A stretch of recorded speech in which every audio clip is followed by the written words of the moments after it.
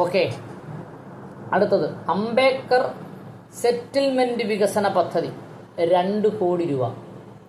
ഈ സെറ്റിൽമെന്റ് വികസന പദ്ധതി എവിടെയാണ് ഈ സാമ്പത്തിക വർഷം നടക്കുന്നതെന്നും എന്ത് ചെയ്യണം? നമ്മുടെ അന്വേഷണ പരിധിയിൽ വരണം. നിലവിൽ പട്ടികവർഗക്കാർ നമ്മുടെ ക്ലാസ്സിൽ കുറവാണെങ്കിൽ പട്ടികജാതിക്കാരും കൂടി അവരെ സഹായിക്കണം. ഇല്ലെങ്കിൽ ഉള്ളവർ നിലവിൽ അല്പം വിദ്യാഭ്യാസമോ വായനാശീലയോ വിവരമോ ഉള്ള പട്ടികവർഗക്കാരോട് പറഞ്ഞു കൊടുക്കുക. അല്ലെങ്കിൽ അവരെ ഇവിടെ കൊണ്ടുവന്ന് നമുക്കൊരു ക്ലാസ്സും കൂടെ കൊടുക്കാം. അംബേദ്കർ സെറ്റിൽമെന്റ് വികസന പദ്ധതി 2 കോടി രൂപ നീക്കി വെച്ചിട്ടുണ്ട്. അത് വെറും ബില്ലായി പോകരുത്. ലിംഗസമത്വ ശാക്തീകരണ നിർവഹണം, അതിന് പണമില്ല. അടുത്തത് ഗോത്രവാത്സല്യ നിധി ആദിവാസി പെൺകുട്ടികളുടെ എൻഡോൺമെന്റ് പദ്ധതി. അതിന് ആകെയുള്ളത് 1 ലക്ഷം രൂപയാണ് കേരളം മൊത്തം. ആർട്ടിക്കിൾ 275(1) പ്രകാരമുള്ള ഗ്രാന്റിനാൽ നടപ്പാക്കപ്പെടുന്ന പദ്ധതി. അതിന് 7,68,38,000 രൂപ മാറ്റിവെച്ചു. എന്ന് പറഞ്ഞാൽ ഭരണഘടനാപരമായി ആർട്ടിക്കിൾ 275 പരിധിയിൽപ്പെടുത്തി കൊടുക്കുന്ന പണം. ഇപ്പോൾ നമ്മുടെ മന്ത്രി നിയമസഭയിൽ പറഞ്ഞില്ലേ, റോഡുണ്ടാക്കിയാൽ പട്ടികവർഗക്കാരും പട്ടികജാതിക്കാരും നടക്കും. അതല്ല, ഭരണഘടനാപരമായി ബഡ്ജറ്റ് അവതരിപ്പിക്കുമ്പോൾ പട്ടികജാതി വർഗ സമൂഹത്തിന് പ്രത്യേക പണം നീക്കിവെക്കണം എന്നത്.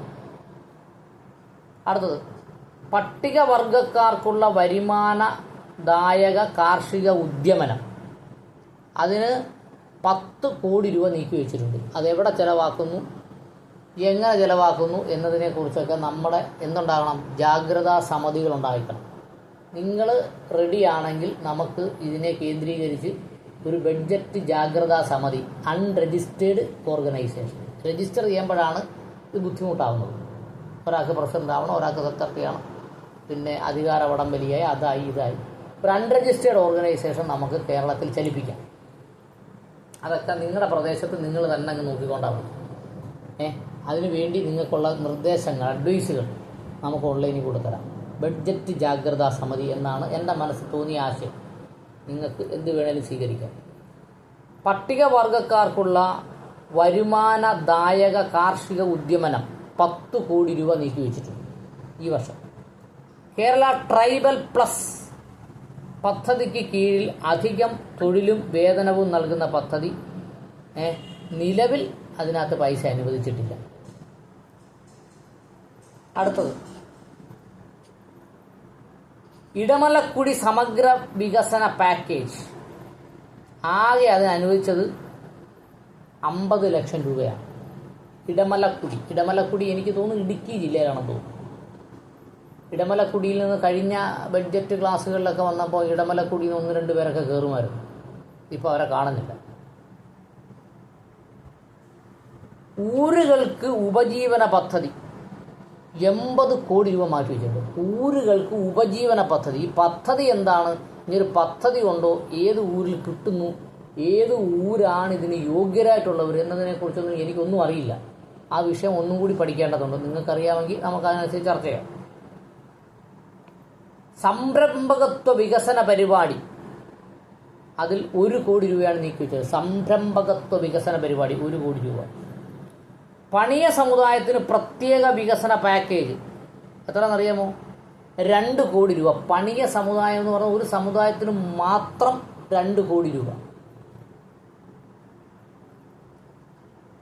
അടുത്തത് മുനിസിപ്പാലിറ്റിയുടെ ധനസഹായം ഇല്ല. പട്ടികവർഗക്കാർക്ക് മുനിസിപ്പാലിറ്റി ധനസഹായം ഇല്ല എന്ന് നമ്മൾ ക്ലാസ് തുടങ്ങിയപ്പോഴേ പറഞ്ഞു. ഇതൊന്നും ചോദിക്കാൻ ആരുമില്ല. ചോദിച്ചാൽ തന്നെ മന്ത്രി തന്നെ നമ്മളെന്ത് ചെയ്യും? ബ്ലോക്ക് ചെയ്യും.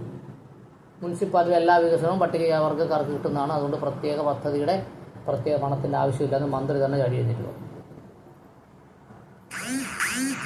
അടുത്ത വിദ്യാഭ്യാസ പരിപാടി. നിങ്ങൾക്ക് അറിയാമല്ലോ, സ്റ്റൈഫൻഡും സ്കോളർഷിപ്പും ഒക്കെയാണെന്ന്. മെട്രിക്കുലേഷൻ മുമ്പുള്ള പഠനം എത്രയെന്നറിയാമോ? 17,32,50,000 രൂപ. മെട്രിക്കുലേഷൻ മുമ്പുള്ള പഠനം എന്ന് പറഞ്ഞാൽ 1 മുതൽ 10 വരെയുള്ള വിദ്യാഭ്യാസത്തിന് 17,32,50,000 രൂപയാണ് പട്ടികവർഗക്കാർക്ക്